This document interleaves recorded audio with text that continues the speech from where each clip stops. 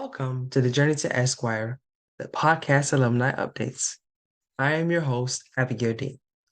In this series, we take a walk down memory lane as we reconnect with the remarkable alumni of the Journey to Esquire Scholarship and Leadership Program. Join me as we embark on a journey to discover where are they now?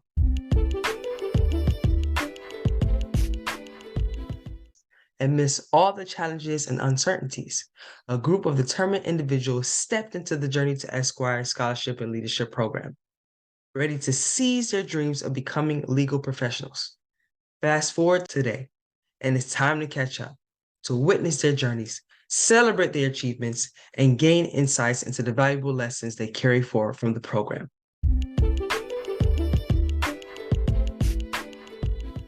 So, what's in store for this podcast series? Well, get ready to be inspired, intrigued, and enlightened. In each episode, I'll be sitting down with a remarkable alumnus or alumni, the trailblazers who embarked on their journeys to become legal professionals. We'll dive into their experiences, challenges, and triumphs, and explore how their participation in the Journey to Esquire program has played a pivotal role in shaping their paths. We'll reminisce about the highlights, uncover the pivotal moments, and get an inside look into their lives today. From courtroom victories to personal growth, from mentorship to forging lasting connections, these alumni have stories that resonate with all of us. Through their tales, we gain a greater understanding of the impact of education, scholarship, and leadership on their journeys.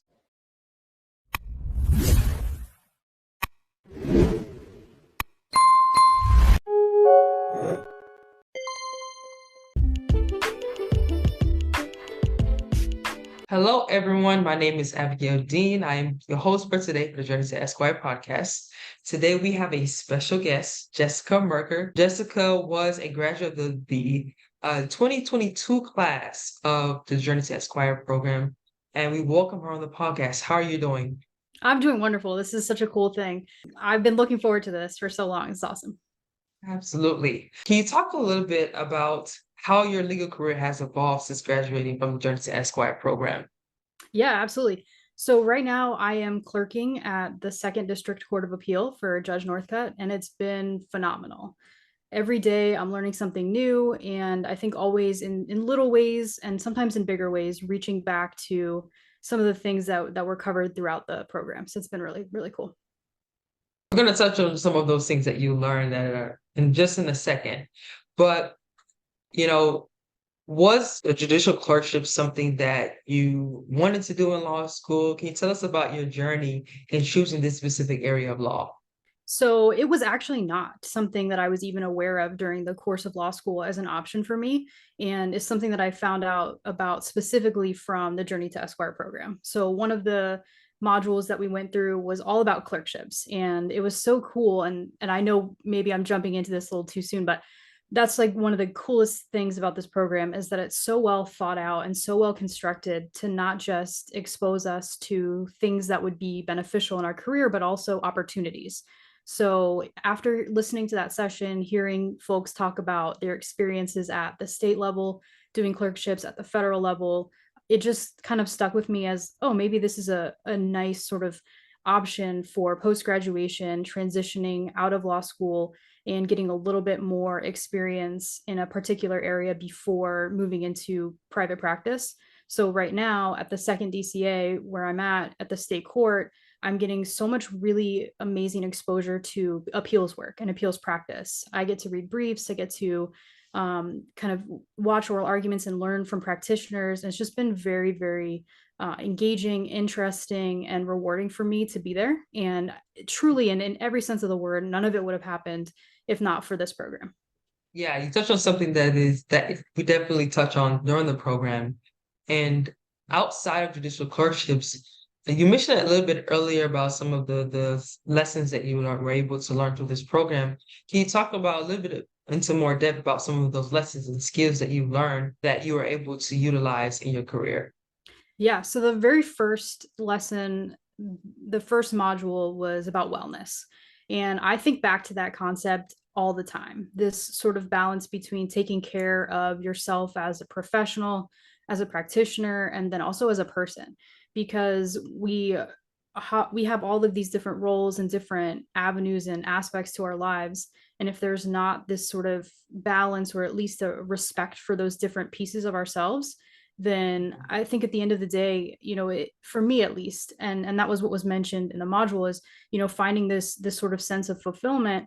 But that comes when you have to pay attention to those different pieces of your life as they collide and sort of interact. So taking that into consideration and kind of keeping that in my mind has really been a strong driving force for me in how my career is starting to take shape as an attorney. I just finished my first year in practice, and not only did I try to incorporate that sort of idea of wellness and balance into my professional life, but for the first time in my life, I feel like I'm honoring this other side of myself, a more creative side, where I have actually started a custom typewriter poetry business on the side as I'm Okay. engaging in this practice of law. And it's just so cool to be able to say, you know what, like I heard from people who were maintaining that balance, who were honoring themselves in different ways. And to be able to make that a priority for me has been so cool. One of the things that they talk about, or there are certain spaces that they talk about how much law can just overwhelm your life. Like it can be to the point where it's affecting your friendships, it's affecting your marriage. And so one of the things that they taught us, and even I love what you're talking about during the Esquire, focus on is balance, because you can easily get drawn in where you don't have work-life balance, you're overworked, you're working on weekends, you're working through hours into the night. And so can you talk a little bit about how you were able to maintain, or do you have work-life balance? And what are some of the things that you had to put in place, applying the things that you learned during the Esquire program that has helped you to have a healthy work-life balance while practicing law? Yeah, I absolutely feel like I do have a wonderful balance right now. I think, it has to be recognized that part of that is due to the nature of being, working for the court. I think the court Okay. just has a really great sort of built-in system for maintaining that balance. Just from the get-go, I have to say that, the hours that they're setting up, it's not unreasonable and it's not unmanageable. I'm not on billable hours or anything like that. So it's a lot different, I understand, than people who are working in that type of environment. So I have to recognize that that's part of what's been so nice for me. And then I think the other part of it is understanding how to take breaks, and I think that was one of the things, again, from that very first module, of recognizing how can you give yourself these sort of breaks and allow yourself to kind of reset and refocus. So Mhm. whether that looks like just a quick walk around the office or outside or wherever it might be, to kind of reset myself during the workday, I think that's been something that's been really helpful. And a really great practice tip, I do a lot of writing and research, and sometimes it's so easy to get stuck in a loop and not be able to come out of that rabbit hole. And so taking just a quick break and then returning back has also been something that's allowed me to be more focused. And so my tasks, I think, move a little bit different just from those little tips and tricks that are introduced in the program. So, okay, you're using your time a little differently, you're being more efficient. And so at Yes. the end of the day, you're actually gaining back some time that, you may have otherwise spent on the same task, but with those things in place, you can kind of get through it a little faster. That makes sense. Especially for me, that's great advice for even someone like myself who is just now getting into the civil world. I was previously practicing criminal law, and the huge difference between those two worlds are the fact that in civil litigation, you do a lot more legal research than you do in criminal law. And then something that you mentioned is like, getting into research kind of loops where you'll be trying to research something for 2 hours and three, if you're not careful, 4 hours, and you're like, I got all these things to do. And you saw that you haven't really gotten any tasks done. And so I love what you said, stepping away.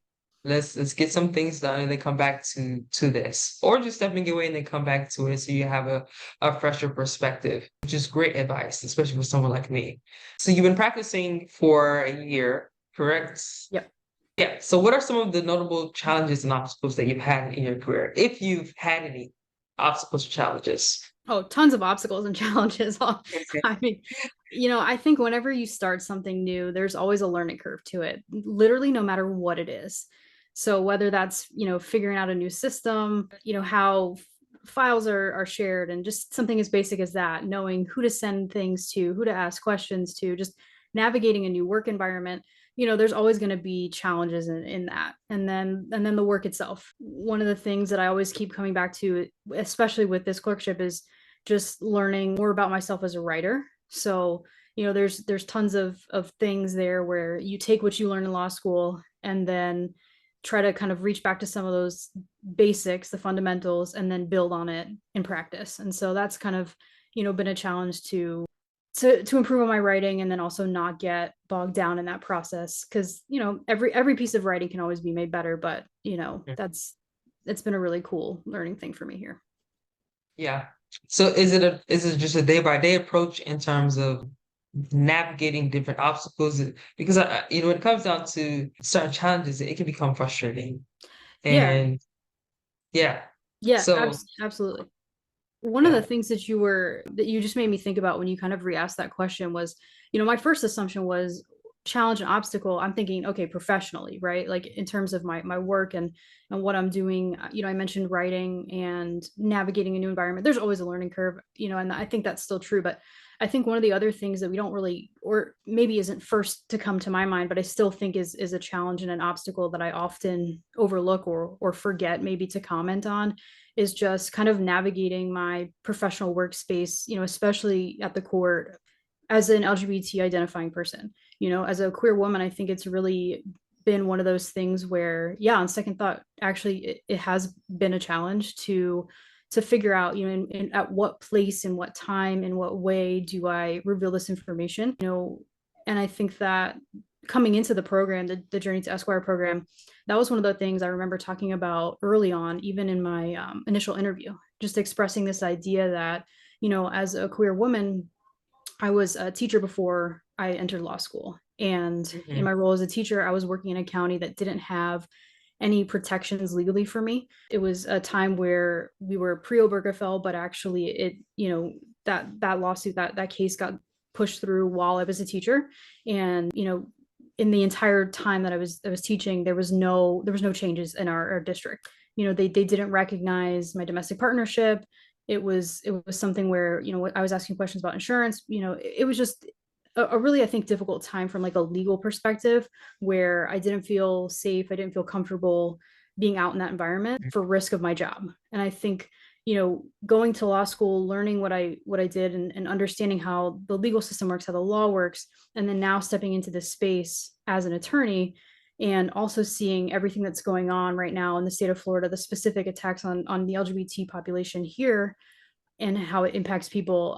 That's been another thing that's been on my mind as I navigate sort of this first year at the court, and you know figure out how that should look, and what makes me feel safe and comfortable. And so I think I said this, probably multiple times within the Journey to Esquire space, but one of, I think, the benefits of this program is that it has taught me to respect my authenticity, and Mhm.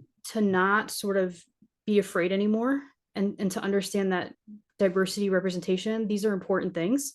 And even if it's scary, even if it's an obstacle or something that I view as a challenge, to be able to present as who I am in every space that I enter, is giving me courage to see that this is important. And so I think I'm reaching a place now where, as much as it might be difficult, or as much as it might kind of present a problem, or maybe not, to be able to just have a conversation, to allow someone to get to know me, to be able to speak freely with other staff attorneys, to go out to lunch, and someone can ask me, how's your wife? And that conversation can happen in a space where, yeah, maybe it's still a bit of a challenge, but it's something that I have to, constantly be mindful of. And even just you asking that question, I was like, oh, you know what? This is something I'm trying Mhm. to work on, to be more aware that, like, I can say these things, and it's okay to voice that. So was your experiences one of the reasons as to why you became an attorney, or did it inspire your journey into getting into the field of law? Oh, absolutely. I think, my time as a teacher was wonderful if it was just me in my classroom, and having it be isolated in just that, singular role, and that capacity. But every frustration of mine tied back to laws and policies in some way. Some were Mhm. personal, like I just spoke about, and then others were things I saw with my students. So yeah, absolutely. What advice would you give to other attorneys that are facing similar challenges that you are currently or have dealt with? Yeah. From a diversity perspective, I think that the most important thing is always to make sure that you feel safe in a space. So I think that recognizing what it is that you need to be comfortable and to be safe and to be able to have focused and authentic conversations with people can be a really tricky thing. So I think getting support in that is probably the first thing that I would mention to anybody dealing with any kind of diversity challenges, especially like given the current political climate. It can be kind of a risk sometimes to be able to have certain conversations, and I think it's also really different depending on what that conversation is and looks like. So everybody presents differently, right, in any sort of diverse sense. Specifically Mm. talking about the LGBT population and people who are attorneys that are LGBT identifying individuals, everybody presents differently. I think a lot of times people don't look at me and automatically assume that I'm a queer woman. I think that's just not, my life experiences have taught me that that's not an automatic assumption people make. That's not true for everybody. So I think that finding that comfort, that safety is, the most important thing. And then from there, just being able to identify what you need to have those, I think authentic conversations. So I have a really great support network around me, stemming from my wife and then even some of my coworkers who I Mhm. feel like I can process things with and kind of get a check on, how did this go? How was this conversation? Do you think there's an underlying issue here? I'm feeling these feelings, but maybe that's just me being afraid. Did you get this sense? And so having that sort of sounding board, I think, has been really helpful for me in navigating some of those, specific challenges. Yeah. You notice something that is very important, which is community, which is a conversation that I've had with other postgraduates of the journey to Esquire and the need of establishing your own community, whether that it is in the legal field or just personal relationships in order to keep you grounded. So I love what you were saying about community because it's necessary and it helps you, it just helps you overall mentally in this field where you can easily become overwhelmed by different challenges and obstacles that you face. So love that you have that for yourself. So in terms of advice, I'm switching over for a second. So the Journey to Esquire new classes coming in very soon. What advice would you give to individuals that are part of the program that are getting ready to embark on this journey of this program? I would say, first of all, just enjoy it because the program is phenomenal. It really complements and supports the law school experience in the most unique and amazing and perfect way. And so beyond just taking a moment to recognize that this is a really cool thing that they're involved in and to slow down and enjoy it, I would say the network that you can build through Journey to Esquire is amazing. And so people who are taking their time to come and support the program, to participate as speakers and to share their knowledge, don't be afraid to reach out to those people. I think that would be my biggest piece of advice. If you're seeing something or hearing something that you connect with that you want more information about, just take advantage of the network and reach out and have those follow-up conversations. That was a huge thing for me. I know that, being able to tap into the network really was very helpful beyond what the program offered, just taking it one step further and not being afraid to just send that email, thank the person, follow up and yeah, continue Mhm. the conversation for sure. That's good because honestly, what I found, and even in networking spaces, that even if I don't reach out to them right away, making that initial connection will be helpful maybe months or even years later because you never know. Even as you said earlier, the fact that you didn't think you were going to go into, it was not even on your mind to go into clerkships, but here you are. Even me, when I was in law school trying to figure out what type of law that I wanted to do, criminal law was the last thing on my mind that I was going to do. And I found that connections that I've made in law school and also through the journey to Esquire, these are the individuals that if I have a legal question, I call on. These are the individuals that, if I need something, if they need support, I'm there. I need support, they're there. And so networking, community, all of it matters. And so I love what you were saying. Love the advice that you were giving to the students that are coming in. Is there anything that you want to add? Do you want to talk about any programs or things that you have coming up, just to give the people in the loop as to what you got going on? Yeah, I can't leave this podcast without just thanking everybody that's involved with it. That's got to be number one. Is just, this program is amazing.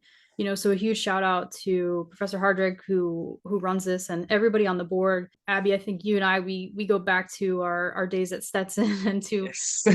our time on the DR board there. And I don't know, so this is like a cool moment to be able to be on here with you. Mhm. I think that the program is just phenomenal. It's truly phenomenal. Yeah. And it literally was life-changing for me. Like I said earlier, I wouldn't be where I am now in my current job if not for the program, for opening up my mind to the idea of a clerkship, and then through my mentor being able to tap into her network and learn more about appellate work. I think really just kind of led me to where I am, and truly, like, I mean, I would life changing, absolutely life changing. So that's number one. I have to get that out there. And then, yeah, second, so personally would just be, I gotta put in a plug for my poetry stuff. So Go ahead. I do custom typewriter poetry, which is just like on demand poetry. Like, we just have a conversation, and then by the end of that, like, 5-10 minutes, like, you'd walk away with a poem. And so I'm trying to build this out right now. I've got my sister-in-law who's another poet with me, and we're both writing, and we do events, we do personal poems for gifts and different things like that, remembrance poems and all sorts of stuff. So we've got a lot going on. That's Merk the Moment. And again, it comes back to this idea of, like, chase your dreams, like, figure out what Mhm. you need to be able to balance everything. Don't let anything go by. Like, you can do it all. And I think that the program really kind of set me up for this foundation of support, and the people in it. Even just, anytime I see anybody connected with the program, like, oh, how are you doing, like, how's your poetry, how's work at the core, but like, it's a full picture of who you are, and embracing Yeah. all of that in every sense of the word, from diversity to your professional goals, your personal goals. All of it gets touched on here, and it's just absolutely amazing, and I'll be forever thankful. That's amazing. We appreciate you for coming on. We appreciate you for the advice you've given, for the updates you've given since you graduated from the Journey to Esquire program. Thank you so much and have a good one. Yeah, thank you so much as well. This is Journey to Esquire, the podcast alumni updates. I'm Abigail Dean, and remember, the journey continues and success is just around the corner.